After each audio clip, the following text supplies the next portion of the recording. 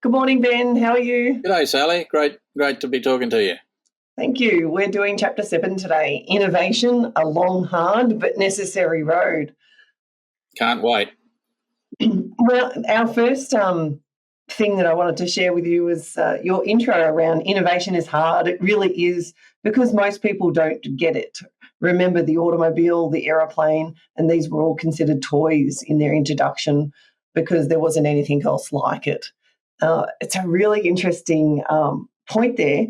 And I think I was saying to you around the scooters, Ben, the Razor scooter, which is the best-selling scooter of all time, when it was first invented, the invention was for a transportation design, not for a toy, and it was pitched to be put in the back of your boot, and then you would park and then scoot to the location, whether it was a train stop or a restaurant or wherever the last part of the journey was that you were going to go, where parking was going to be difficult.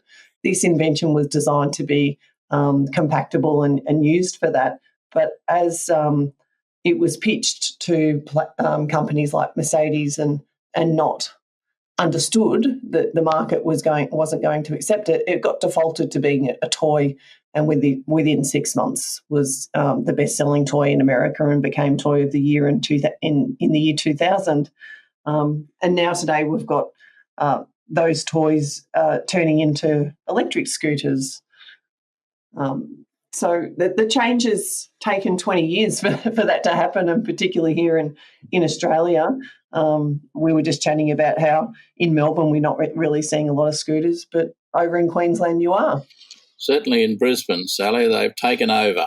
Yeah. As I said, we had an initial romance, if you like, with bikes and bikes being everywhere, and that just didn't fly. And then overnight, about maybe 2 years ago now, scooters were introduced, and they just seem to multiply like rabbits. And now, we walk out of our apartment door in the morning onto Grey Street, and it's extraordinary. I mean, there'll be two scooters parked in the middle of the footpath. People have just got off them and walked off and done whatever so they're everywhere, and it's become a real thing. But, coming back to the whole innovation thing, that's an innovation that's kind of obviously captured the market in a way. But, innovation is a long, hard and necessary road. I mean, there is no easy steps. I've worked on multiple innovations over a long period of time. And, from conception, from idea to conception to implementation, depending on the nature of the innovation and the place in the value chain where it fits, it can take anywhere from 5 weeks to 5 months to 5 years to 20 years. And very few innovations actually make it to market. I mean, if Shell Company, one of the leading companies in the world, I guess you'd have to argue, they had a program in place called Game Changer. So over more than 2 decades, they've received more than 10,000 idea submissions from more than 5,000 innovators around the world. And while that number sounds impressive, only about 10 ideas a year have enough credibility to reach the proof of concept stage. That's just 4% of the total ideas submitted. And even less, about 1% become a reality. Now, just think about that. 1% of innovative ideas actually make it to the market. I'm a little bit perplexed at times when I see, in times when innovation becomes fashionable, all of these consultants running around the place claiming to be experts on innovation, and you just wonder how it is that all of a sudden everybody becomes an expert at innovation. If only 1% of ideas in a company like Shell ever get to market, I mean, why would any more with less resources get to market? It's a really interesting conundrum. It really is, because I suppose it's a matter of who's actually participating in the movement is also excuse me, an interesting element of innovation, and sometimes there's really good ideas, and a bit like the scooter analogy, they overnight it looks like they're taken up. So what was the tipping point in the market as to that became a necessity or socially acceptable or desirable in some way? Yeah. The market just decides, yep, we're going to jump, and one person flows, and then it all continues on. So it's, Australia's kind of played around with innovation over a long period of time, and we kind of boast to the world at times what an innovative nation we are. And, I think we need to be, I just think we're not nearly as clever as we think we are. I think our record, while we may be modestly competent inventors, our record at commercialisation of innovation is at best modest, and we need to take a long, hard look at just what it is we're talking about when we talk about innovation. Right now, they're talking about things like national innovation systems and more students studying STEM. CSIRO recently produced a document that argued that we're really just a nation of, I've just forgotten the word, it's got me. Adopters? A nation of adopters, yeah, a nation of adopters, yeah. And, what we're good at is picking off other people's ideas and implementing them here. It's not as if Australia's recognised as an innovative nation around the world per se. Even in Australia, only 49% of, less than 50% of our firms are actually innovative. And in most cases, most of them haven't introduced a new product to market in the last 3 years. Yeah. So, we're it is hard. I mean, I think there's no other way to say it, and but that's the reason. With the products, Ben, it's almost like there's a race to the bottom there too. We're just adopting and chasing commodities rather than innovating for improved design and products that are actually fit for purpose for our Australian market. Well, it's adopting what people are using elsewhere. Well, someone just said it to me. Look, yesterday I was having lunch with a guy who works in the IT industry, and he said, look, just recently they announced that Amazon over the next 2 to 3 years is going to have 25% of the Australian retail market.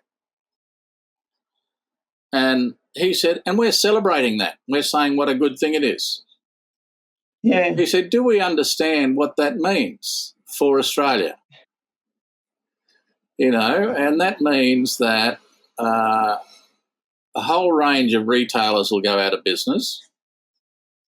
That means that all of the money that Amazon make will go back to Amazon. So at two levels, we're at a disadvantage. We will get some cheaper products delivered quicker. Yeah. Maybe.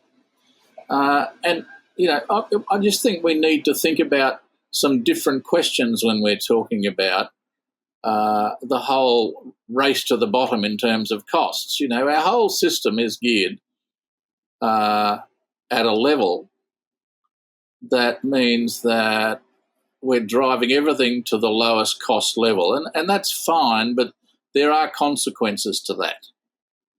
Yes, particularly like you're talking about Amazon and retail, and our economy being 80% in the service sector, and what percentage of that is in retail. I don't know the exact percentage off the top of my head, but I'd imagine it'd be a big element of it. And is that going to erode our retail sector the same way that we've just eroded manufacturing? Well, 10% of our employed persons work in the retail trade, and it's 4% of our gross value added. Thank you. Wow. Look, it's worth thinking. I think when you come back to our industry structure, and maybe even that needs to be redefined because it's based on traditional industries. But we need to be able to think about it and say, well, what sort of an industry base do we want to have in Australia? Not this is what we've got and we have to stay with it. There's a whole range of new industries emerging. Ag tech, fintech, a whole range of those technology industries. So maybe they ought to be clustered in an industry kind of category themselves, instead of being bundled up in service industries. There's we need to be able to think about this stuff differently, and even that's a long, hard road. It would be innovative if we thought about it differently, but it's too hard to change the traditional mindset, if you like. We're all captured by the basic level of education that we had. So the accountants think about everything through an accounting prism. The economists think about everything through an economic prism. The medical practitioners think about everything through a medical practitioner. So self-interest is predominates the thinking frames, instead of having something that works for us nationally that's multidisciplined. What we have is an economic paradigm or a financial paradigm or a technology paradigm. We don't have an Australian industry paradigm that says, well, of all of these industries, we really need to have 15% of them in manufacturing, and we need a whole range of them in education. And I mean, some of them stand up well, but maybe there needs to be a whole technology grouping there. The whole digital is taking over, but we don't seem to have a digital industry. It's all subsumed everywhere else. And I mean, I'm just thinking out loud in some of this stuff. I mean, it becomes, as we go through the conversation, it just forces me just to think a little bit harder about how things are working. And this is making me think. This back to that Amazon comment that you made me think about. In the last podcast, I mentioned that Victorian government was spending $5 million to help small to medium businesses with digital adaptation and technology. And you think, well, how many of them are going to move to a very obvious idea of a digital adaptation for e-commerce, e-shops, and then that might end up being, we'll put things on Amazon. So the funding as a second order effect ends up defaulting money overseas because then they link their supply chain to it's just so easy to put something on a service provider like that. But where's the prosperity benefit to Australia? Well, and I think that raises that raises a really big issue with everything to do with Australia. I mean, I know the Australian government thinks about it, but how well they do it is preference given to Australian firms, and having as part of our language a conversation about retained economic value or retained economic benefit. If you give business to an Australian firm, not only you might be paying a bit more, but there's a whole lot of retained value for Australia in that decision. And I mean, even with R&D, we could start to do things like that. Sort of start to think about the framework, the evaluation, decision-making evaluations in a different way.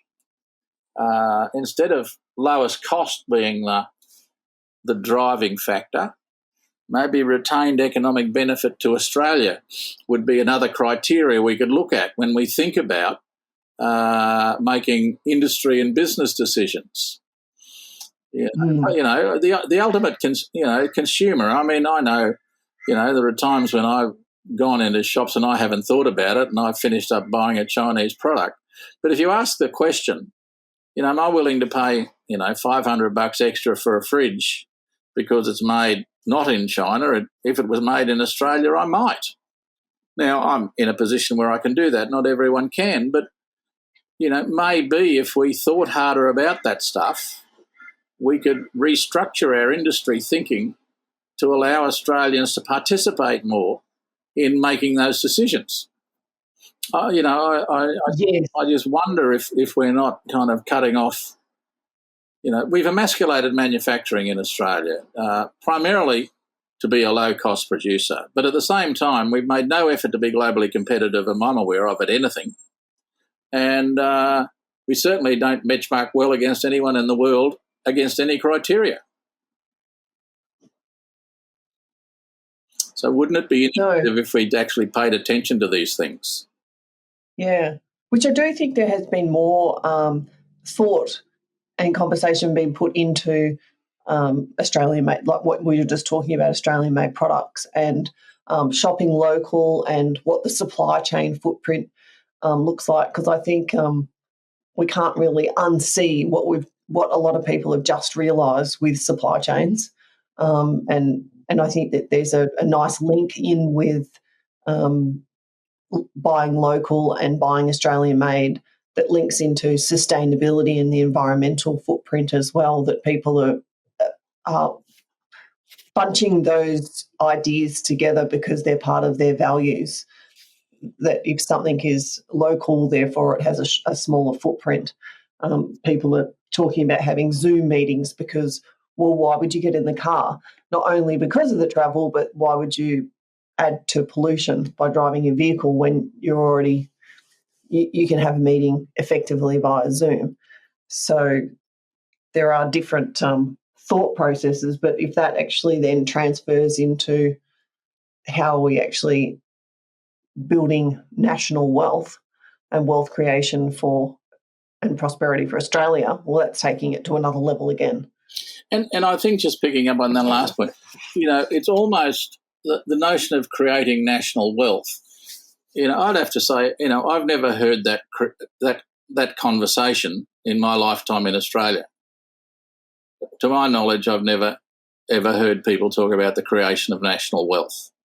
Somehow it's a dirty word, or we don't understand it. The best we can come up with is being productive.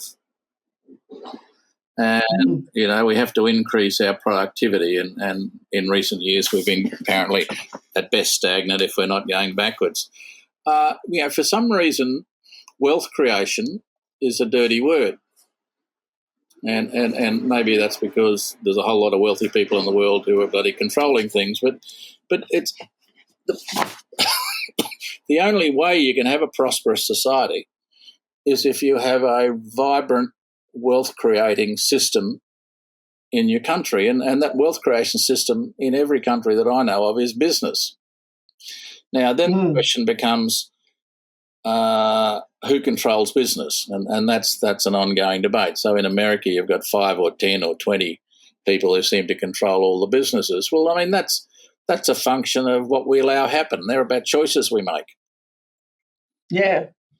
And but we just don't have these conversations. I mean, we're more interested in having royal commissions into some of the things I mentioned before.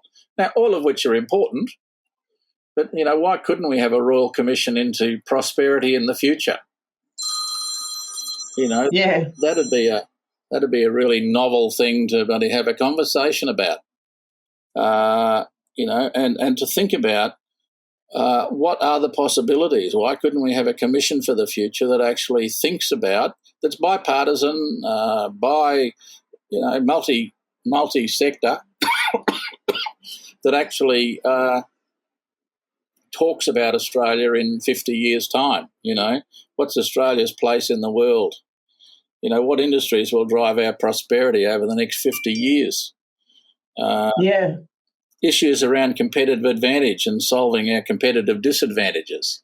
I often chuckle about the, water has been an ongoing problem in Australia, certainly since I was a boy and certainly since we were settled. But we've done nothing to fix it. Now, Israel, when they were started in only 70 years ago, they had water as a major problem, but they now lead the world in agricultural irrigation systems.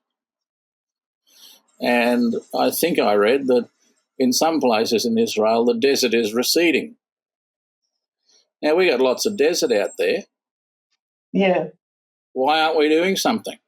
Instead of just saying, well, it's dry, arid land and it's unsuitable for anything. Israel was a desert. So, I do think we lack imagination in Australia. We're, as one writer said, we're a problem-solving people.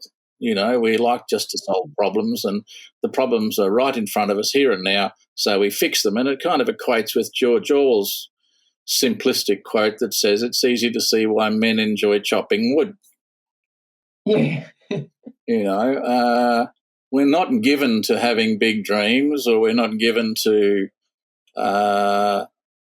taking big positions around issues of importance. No. I was thinking this morning, this is a random thought, Ben, but I was thinking about,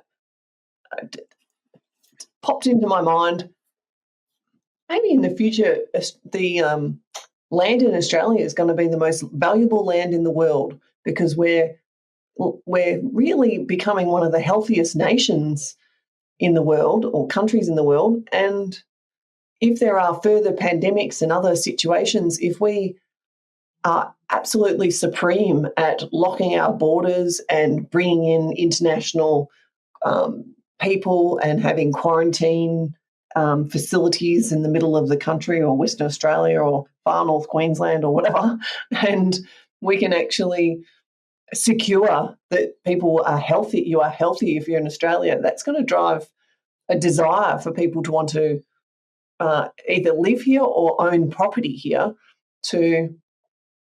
I was very much futuristic, thinking, oh, okay, there's some global pandemic and people are just going to quickly come over on their aeroplanes. They're going to land in not a non-government airport, and then they're going to go out to these private places in quarantine, and then they're going to go and live in their properties in Australia until the pandemic passes in the country of their choice, and then they'll go back home. Well, dare I say, it will become like a luxury Alcatraz.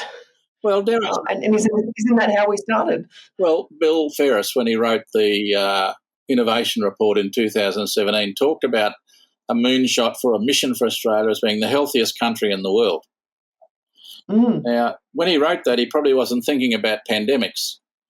But as you've described, we are, as it turns out. We've turned out that because we're an island, we have, would you suspect, you might even call it a competitive advantage, because we're an island, and we can close our borders, and we can, assuming modestly competent management, we can almost guarantee people will be healthy in Australia.